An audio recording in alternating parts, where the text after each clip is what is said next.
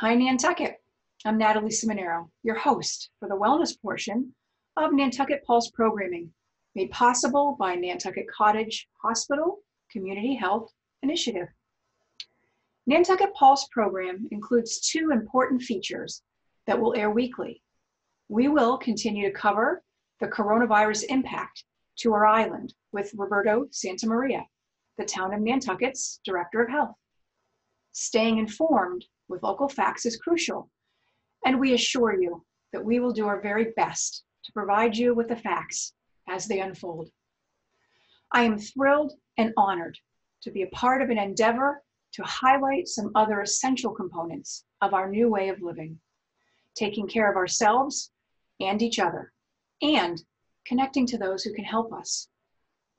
The wellness portion of Nantucket Pulse will present some of the island's most respected and gifted health professionals, ranging from traditionally based to holistic health care. We've got you covered. Nantucket, are you feeling a bit stressed out lately? Well, you are not alone. And this episode covers how we deal with stress. I don't know about all of you, but my household is experiencing a new level of stress.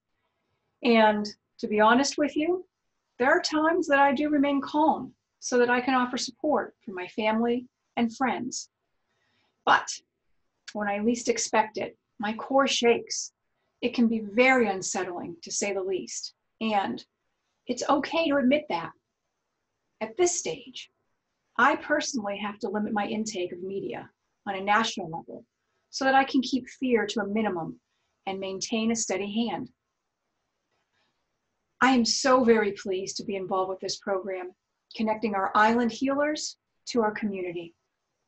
Nantucket, we are all in this together, and with patience, flexibility, compassion, a sense of humor, and a sense of our shared humanity, we can make it through the ever-changing tides. To help us better understand anxiety in ourselves and others, and how to manage the potential roller coaster of anxiety attacks, here is Tess de Alberdi, the Executive Director of Fairwinds, Nantucket's Counseling Center. Hi, this is Tess de Alberdi from Fairwinds, Nantucket's Counseling Center. So nice to see all of you again, and thank you for tuning in to Channel 18's The Pulse. Again, I'm from Fairwinds, and I'm here to talk to you about something we all commonly are feeling today in these unknown times with COVID and staying home is related to anxiety. So bear with me while I show my screen and show some things that I wanted to share with you today. So let's start with what is anxiety. Anxiety is a very normal response to things that feel overwhelmingly scary to us. And it's been something from the dawn of time that has kept us alive and moving and away from bad situations. The thing about anxiety is not only is it felt in your emotions and your brain, but it has a lot of physical symptoms. So if I just look at this and I say, what is anxiety in body and in a personality, we're thinking it can impact memory. It can definitely be related to overthinking or avoiding wanting to talk about things. It has all of these physical symptoms, headaches, stomach issues, sweating, and also having some other situations of needing a lot of reassurance, feeling frustrated, and trouble concentrating. Today, we're zooming in to talk about why the brain responds the way that it does, as well as a role play with a dear friend of mine, Robin from Fairwinds, about how to actually manage it. So what do we actually know about anxiety? Maybe a lot, maybe not so much. So our brain, if I wanted to compare it to Dr. Seigel's hand model, if you think of it as a closed fist, and this is your brain stem, your inner brain, your oldest brain, is your thumb. This is the amygdala, as you can see at the bottom. It's responsible for our fight or flight response. On top of that, your fingers that fold over are your prefrontal cortex. This is how the brain evolves and over time makes us able to make clear, concise decisions. So if you look at the slide behind you, you can see that the top of the hand, the prefrontal cortex, is learning how to respond to anxiety and fear through problem solving, reality testing, thinking things through, and taking a pause. In the under part, your hindbrain, the amygdala, is part of that I'm going to stay away from a fire, I see a bear, that fight, flight, or freeze response. What we want to know about anxiety is that it goes back and forth switching between two systems of the way your body regulates itself. I'm going to continue to use this hand model to remind ourselves. Our sympathetic nervous system that's responsible for our hind brain is gearing up your body for that much needed adrenaline to fight, fly, or freeze. And what that does in your body is it's kickstarting a lot of different things. It's dilating your pupils. It's increasing your heart rate. It's increasing your breathing. You notice that you have a tremendous amount of blood flushing. You can even see it in red ears and red throat and neck, rushing to your body because your body is being told by its brain that it's about to respond to something terrifying, a huge bear that just came into your campsite. When you do that, your body's going to put forth a tremendous amount of energy, and that is going to be largely influenced by insulin and glucose, tons and tons of blood sugar to help you fight this. What we know is that parasympathetic response, that is that prefrontal cortex, when you realize that bear was actually a cutout bear, it's not a real living, breathing bear, it slows your heart down, it helps you think it through, your breathing goes back to normal, your eyes reacclimate, and everything slows down. After these fight or flight responses, you are exhausted. You are physically overwhelmed. It is really a tiring situation. And I think that's something many people forget to respond to. So I'm going to go back to reminding us that the prefrontal cortex is something we all develop as brain development that slows down and gets thinking. But if I push my thumb as hard as I can, it's going to pop the top of my prefrontal cortex thinking off and exposing that fight or flight response. When we can't slow down that fight or flight response, we have what can look like a panic disorder, which often comes completely out of the blue. We don't know where this intense anxiety comes from, versus a generalized anxiety, which is every day I'm feeling anxious and overwhelmed. I think it's really important to know that the difference of the two of those. A panic attack is characterized by extremely intense panic out of the blue in situations that were not anxiety producing, with all of these physical symptoms we just talked about. In addition, there is a really cognitive belief, I am going to die. I am having a heart attack. Because remember, our heart is beating really fast. We can't catch our breath.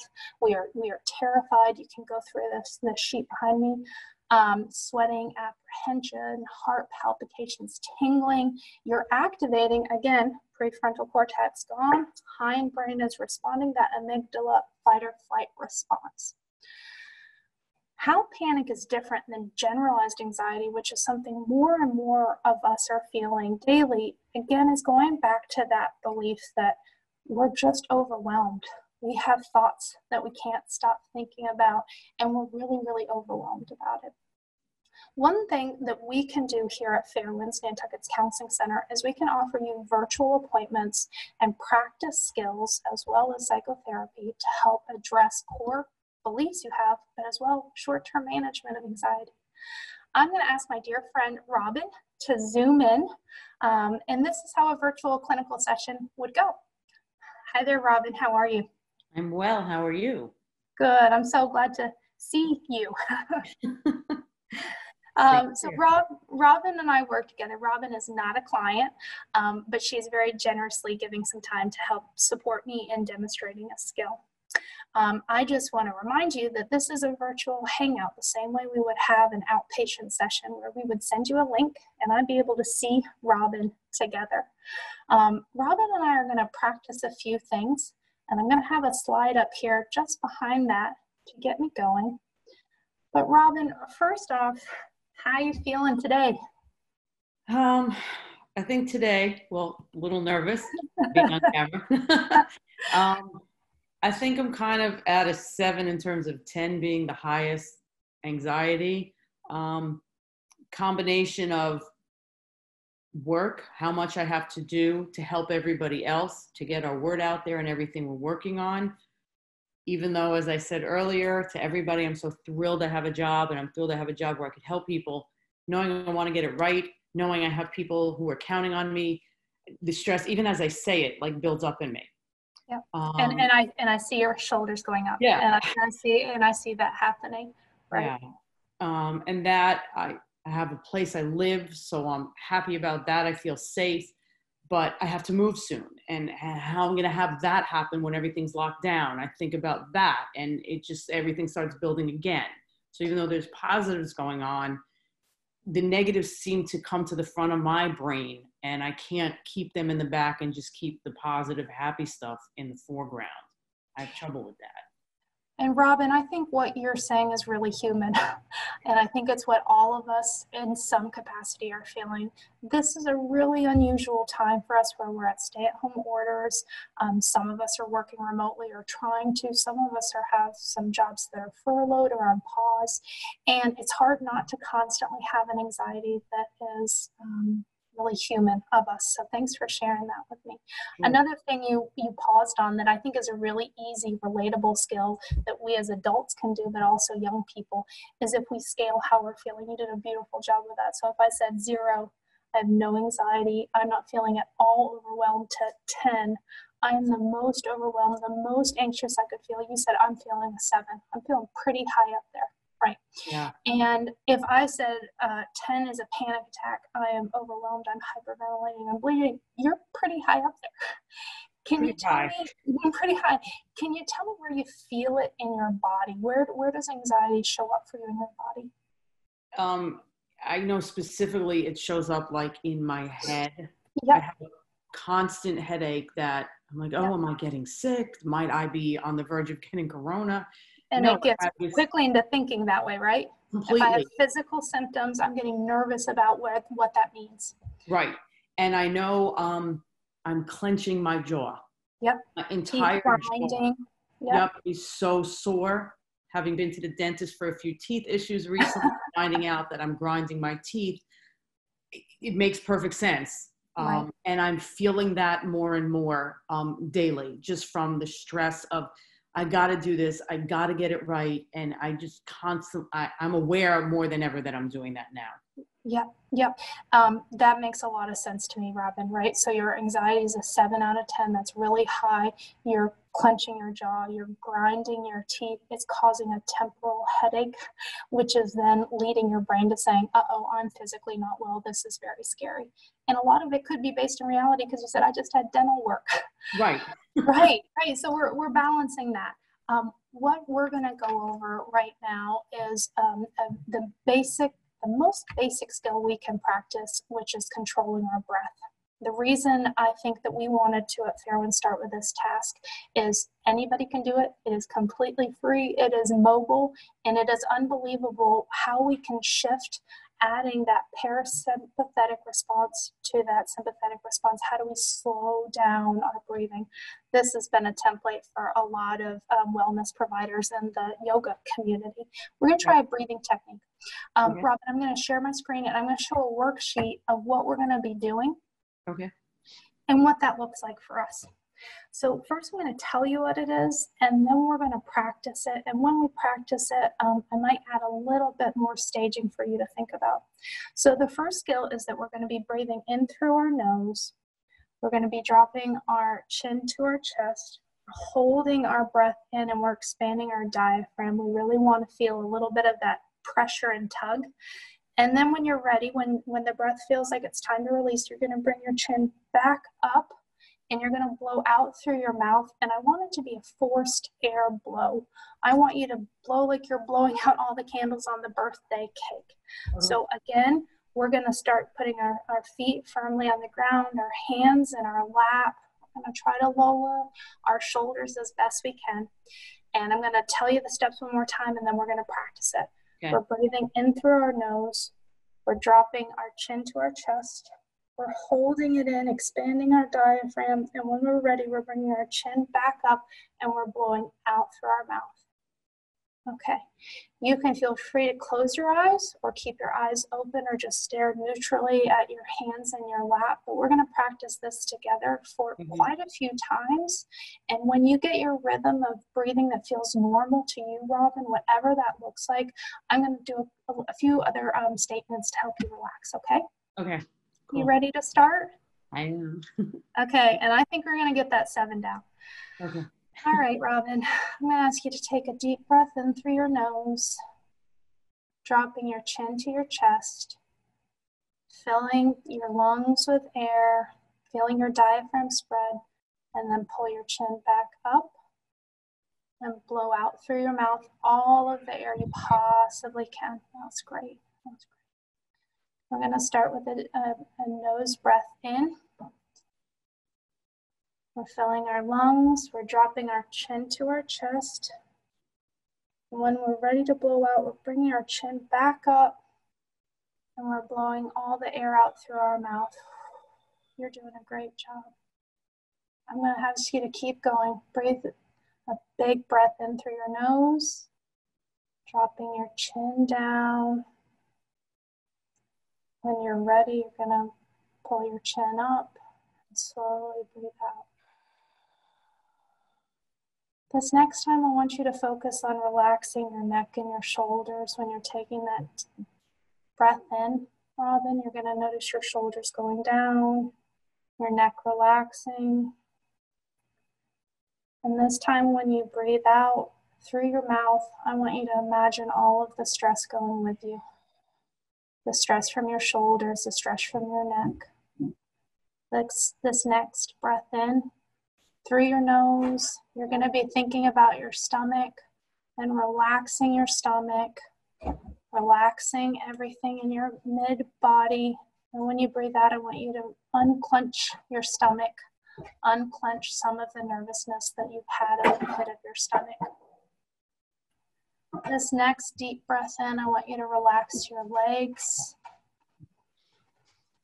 feeling your legs and sitting more into your seat. As you drop your chin down,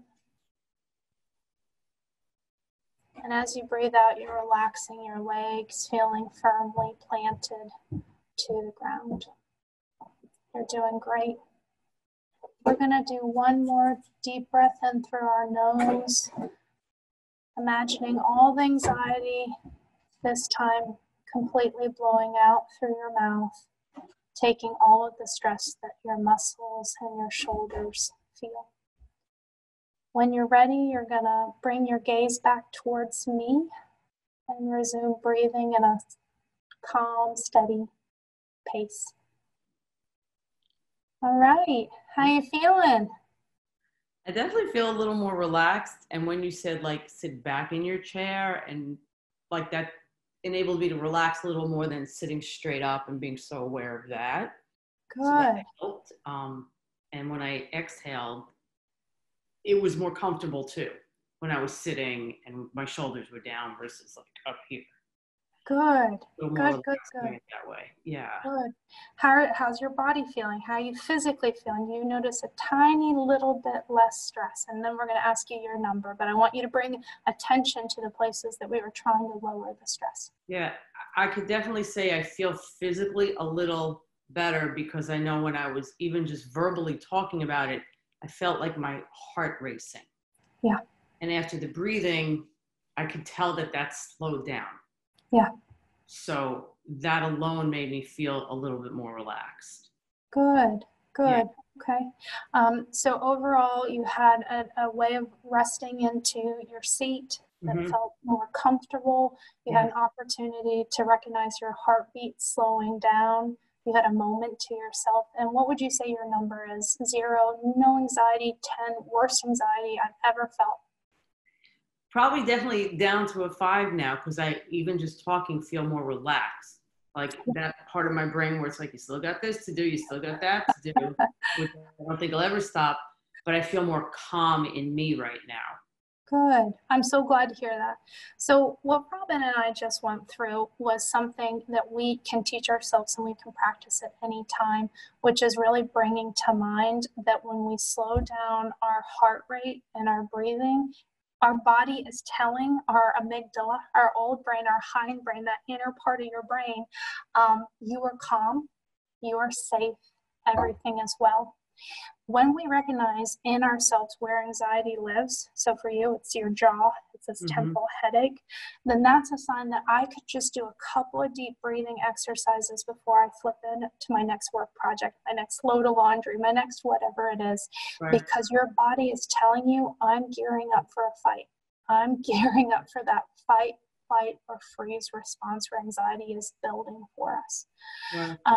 Fairwinds wants to teach everybody some basic skills, and one of the things I want to remind everyone, if I go back to our website here, Fairwinds, is that we have a whole bunch of free services that are available to people. And starting April 6th, which is a Monday from 5 to 6 every day, we will be having free groups that are related to treating anxiety, helping you stay calm and sane with your family and avoiding conflict.